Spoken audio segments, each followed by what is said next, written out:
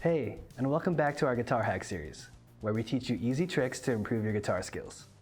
Check out the playlist on our channel and subscribe for new content every week. You probably already know Betty from our first Power Chord video. She will help me show you some more tricks using power chords.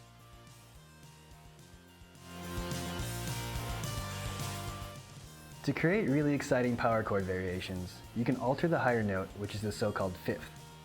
You can raise it a half step. This is the normal power chord. And this is the variation.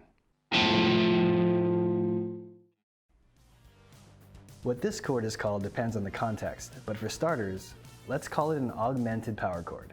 It sounds more dissonant than the standard power chord and gives a nice change here and there. You can also lower the higher note by half a step. This is the normal power chord. And this is the variation. The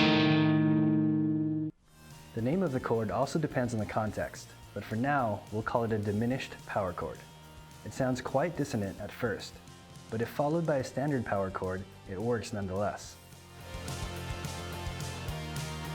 By combining diminished and augmented power chords, you can easily create interesting riffs like this.